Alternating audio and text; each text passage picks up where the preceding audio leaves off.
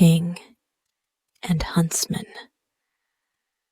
There was once a king whose castle was surrounded by a forest full of game.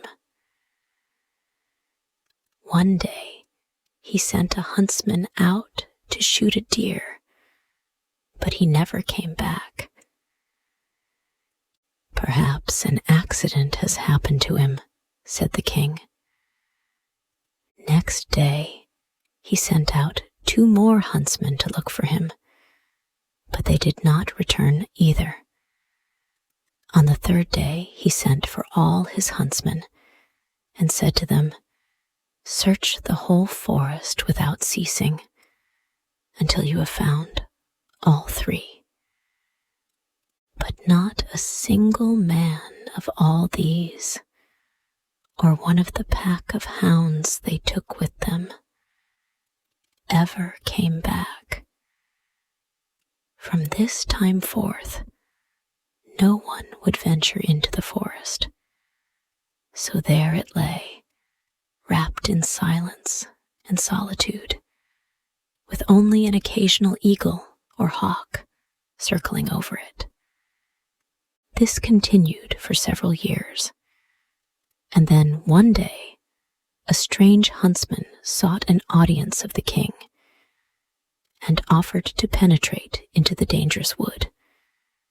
The king, however, would not give him permission and said, "It's not safe, and I am afraid if you go in that you will never come out again, any more than all the others." The huntsman answered, "Sire, I will take the risk upon myself. I do not know fear." So the huntsman went into the wood with his dog. Before long, the dog put up some game and wanted to chase it. But hardly had he taken a few steps when he came to a deep pool and could go no further. A naked arm appeared out of the water, seized him, and drew him down. When the huntsman saw this, he went back and fetched 3 men with pails to empty the pool. When they got to the bottom, they found a wild man, whose body was as brown as rusty iron, and his hair hanging down over his face to his knees. They bound him with cords and carried him away to the castle.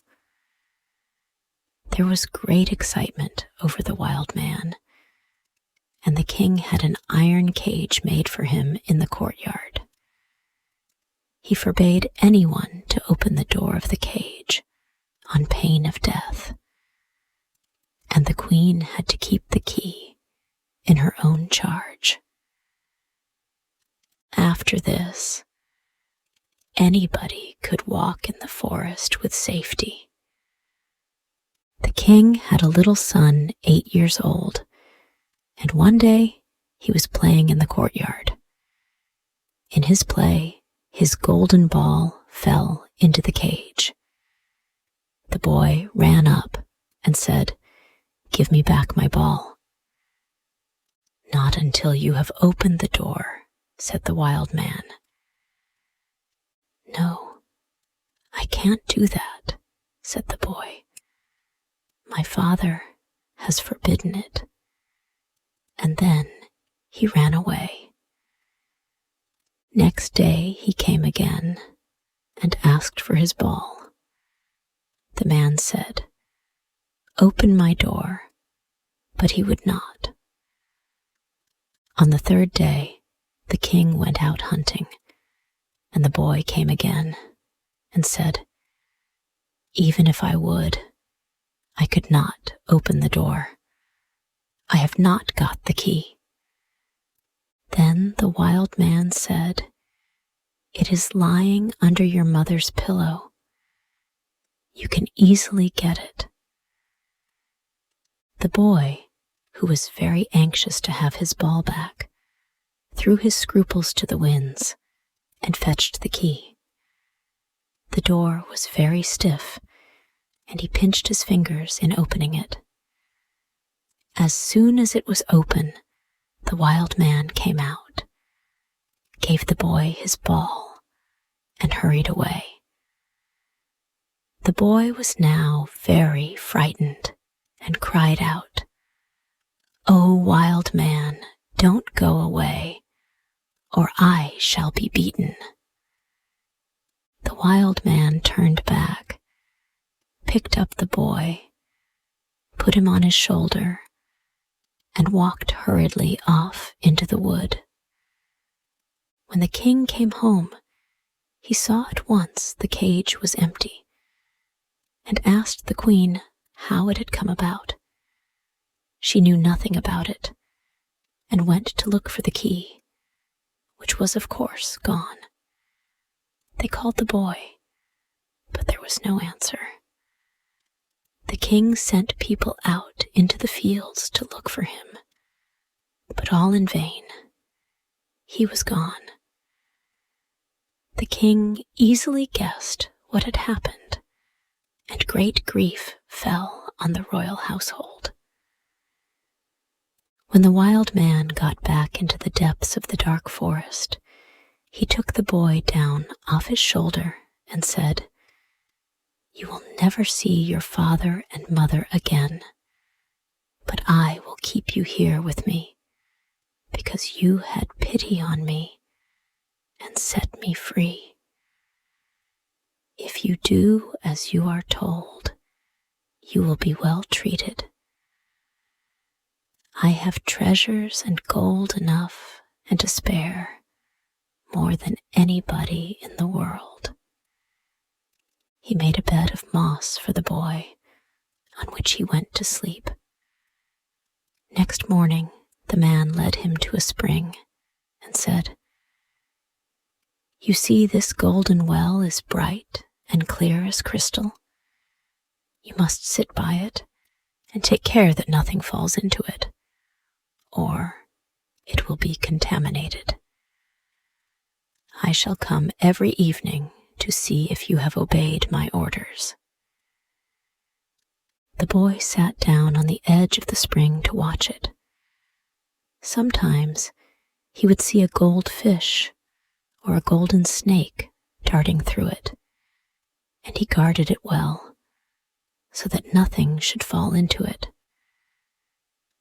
One day, as he was sitting like this, his finger pained him so much that involuntarily he dipped it into the water. He drew it out very quickly, but saw that it was gilded, and although he tried hard to clean it, it remained golden. In the evening, Iron Hans came back, looked at the boy, and said, "What has happened to the well today?" "Nothing, nothing," he answered, keeping his finger behind his back, so that Iron Hans should not see it. But he said, "You have dipped your finger into the water. It does not matter this time, but take care that nothing of the kind occurs again." Early next morning, the boy took his seat by the spring again to watch. His finger still hurt very much, and he put his hand up above his head. But, unfortunately, in so doing, he brushed a hair into the well. He quickly took it out, but it was already gilded. When Iron Hans came in the evening, he knew very well what had happened. "You have let a hair fall into the well," he said. "I will overlook it once more, but if it happens for the third time, the well will be polluted, and you can no longer stay with me." On the third day, the boy again sat by the well, but he took good care not to move a finger, however much it might hurt. The time seemed very long to him as he looked at his face reflected in the water. As he bent over further and further to look into his eyes, his long hair fell over his shoulder right into the water. He started up at once, but not before his whole head of hair had become golden and glittered like the sun. You may imagine how frightened the poor boy was.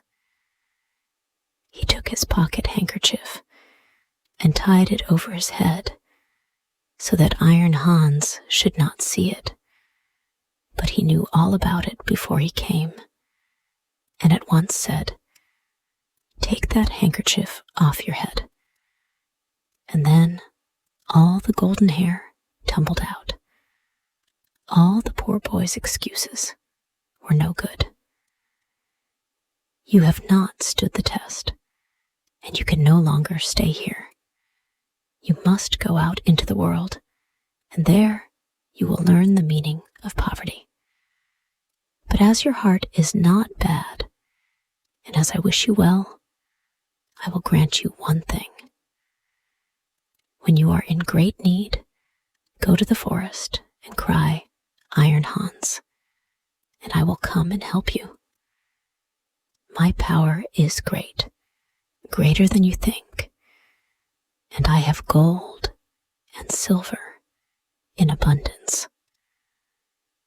So the king's son left the forest and wandered over trodden and untrodden paths till he reached a great city. He tried to get work, but he could not find any. Besides, he knew no trade by which to make a living. At last, he went to the castle and asked if they would employ him. The courtiers did not know what use they could make of him, but they were taken with his appearance and said he might stay. At last, the cook took him into his service and said he might carry wood and water for him and sweep up the ashes. One day, as there was no one else at hand, the cook ordered him to carry the food up to the royal table. As he did not want his golden hair to be seen, he kept his cap on. Nothing of the sort had ever happened in the presence of the king before, and he said, "When you come into the royal presence, you must take your cap off." "Alas, sire," he said, "I cannot take it off. I have a bad wound on my head." Then the king ordered the cook to be called and asked how he could take such a boy into his service, and ordered him to be sent away at once.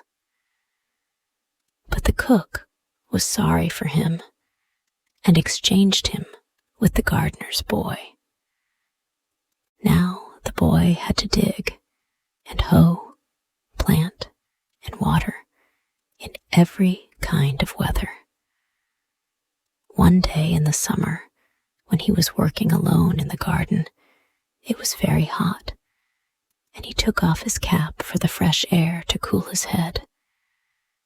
When the sun shone on his hair, it glittered so that the beams penetrated right into the princess's bedroom, and she sprang up to see what it was. She discovered the youth and called to him, "Bring me a nosegay, young man." He hurriedly put on his cap, picked a lot of wild flowers, and tied them up. On his way up to the princess, the gardener met him and said, "How can you take such poor flowers to the princess? Quickly cut another bouquet, and mind, they are the choicest and rarest flowers." "Oh no," said the youth, The wild flowers have a sweeter scent and will please her better. The princess tries to take the boy's cap. She immediately clutched at his cap to pull it off, but he held it on with both hands. As soon as he went into the room, the princess said, "Take off your cap. It is not proper for you to wear it before me."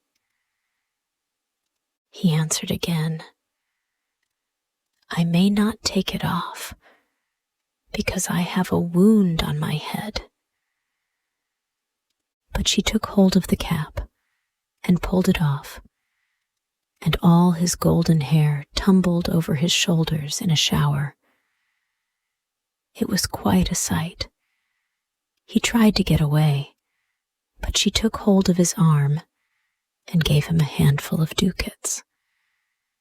He took them, but he cared nothing for the gold, and gave it to the gardener for his children to play with.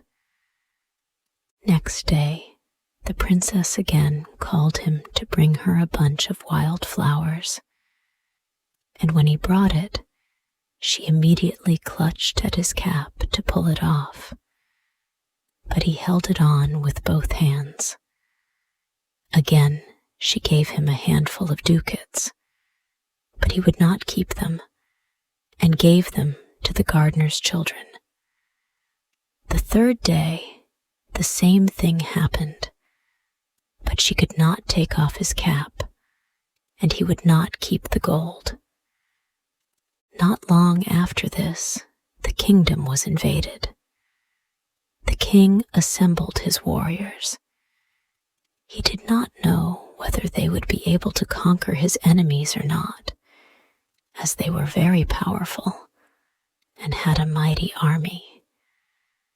Then the gardener's assistant said, "I have been brought up to fight. Give me a horse, and I will go too." The boy rides the lame horse. He called 3 times, "Iron Hans," as loud as he could. The others laughed and said, "When we are gone, find one for yourself. We will leave one behind in the stable for you." When they were gone, he went and got the horse out. It was lame in one leg and hobbled along, humpity-hump, humpity-hump. Nevertheless, he mounted it and rode away to the dark forest. When he came to the edge of it, he called 3 times, "Iron Hans," as loud as he could, till the trees resounded with it. The wild man appeared immediately and said, "What do you want?"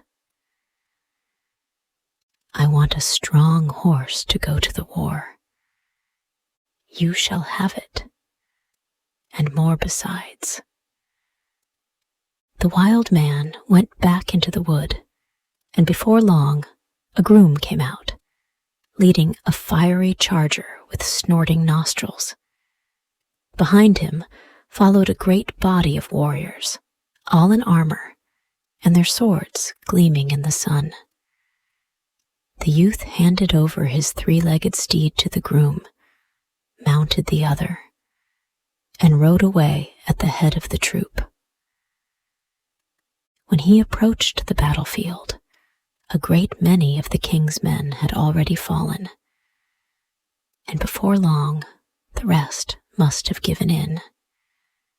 Then the youth, at the head of his iron troop, charged and bore down the enemy like a mighty wind, smiting everything which came in their way. They tried to fly, but the youth fell upon them and did not stop while one remained alive. Instead of joining the king, he led his troop straight back to the wood and called Iron Hans again. "What do you want?" asked the wild man. "Take back your charger and your troop, and give me back my three-legged steed." His request was granted, and he rode his three-legged steed home. When the king returned to the castle, his daughter met him and congratulated him on his victory. "It was not I who won it," he said, "but a strange knight who came to my assistance with his troop." His daughter asked who the strange knight was, but the king did not know, and said, "He pursued the enemy, and I have not seen him since." She asked the gardener about his assistant, but he laughed and said, "He has just come home on his three-legged horse," and the others made fun of him and said, "Here comes our hobbler back again," and asked which hedge he had been sleeping under. He answered, "I did my best, and without me, things would have gone badly." Then they laughed at him more than ever. The king said to his daughter, "I will give a great feast lasting 3 days, and you shall throw a golden apple. Perhaps the unknown knight will come among the others to try and catch it." When notice was given of the feast, the youth went to the wood and called Iron Hans. "What do you want?" he asked. "I want to secure the king's golden apple," he said. "It is as good as yours already," answered Iron Hans. "You shall have a tawny suit and ride a proud chestnut." When the day arrived, the youth took his place among the other knights, but no one knew him. The princess stepped forward and threw the apple among the knights, and he was the only one who could catch it. As soon as he had it, he rode away. On the second day, Iron Hans fitted him out as a white knight, riding a gallant grey. Again he caught the apple, but he did not stay a minute, and as before, hurried away. The king now grew angry and said, "This must not be. He must come before me and give me his name." He gave an order that if the knight made off again, he was to be pursued and brought back. On the third day, the youth received from Iron Hans a black outfit and a fiery black charger.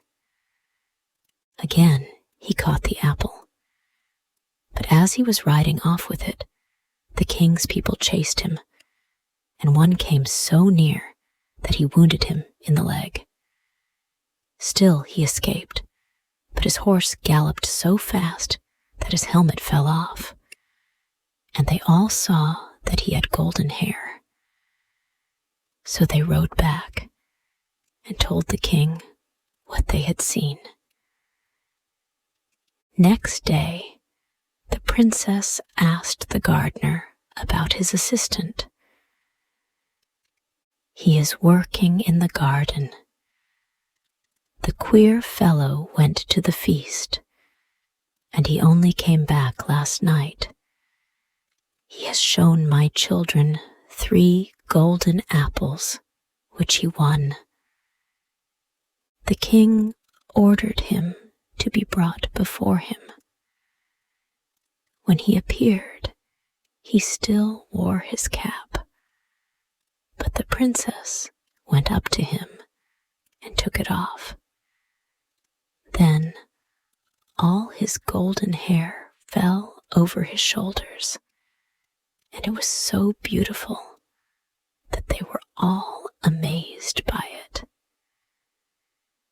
Are you the knight who came to the feast every day in a different color, and who caught the 3 golden apples?" asked the king. "Yes," he answered, "and here are the apples," bringing them out of his pocket and giving them to the king. "If you want further proof, here is the wound in my leg given me by your people when they pursued me. But I am also the knight who helped you to conquer the enemy.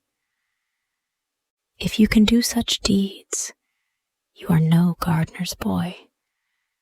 Tell me, who is your father?" "My father is a powerful king, and I have plenty of gold, as much as ever I want." "I see very well," said the king, "that we owe you many thanks. Can I do anything to please you?" "Yes," he answered, "indeed you can. Give me your daughter to be my wife." The maiden laughed and said, "He does not beat about the bush, but I saw long ago that he was no gardener's boy." Then she went up to him and kissed him. His father and mother came to the wedding, and they were full of joy, for they had long given up all hope of ever seeing their dear son again. As they were all sitting at the wedding feast, the music suddenly stopped, the doors flew open, and a proud king walked in at the head of a great following. He went up to the bridegroom, embraced him, and said, "I am Iron Hans, who was bewitched and changed into a wild man. But you have broken the spell and set me free. All the treasure that I have is now your own." And now this story ends. Hey, thank you so much for listening to the whole story. If you liked this story and want to thank me for creating this story, then you can buy me a cup of tasty coffee. Just join our YouTube channel and be an official member of our family to support us for making even more interesting story videos for you every day. You know, it takes a lot of effort, research, and money to find and buy premium contents, and to writing, creating, editing, organizing, and publishing every single video, which could melt your hearts or could be one of the most interesting stories of all time. So, hit the like button to save this video. And most importantly, subscribe to our YouTube channel to learn English by watching super interesting English stories every day. Thank you.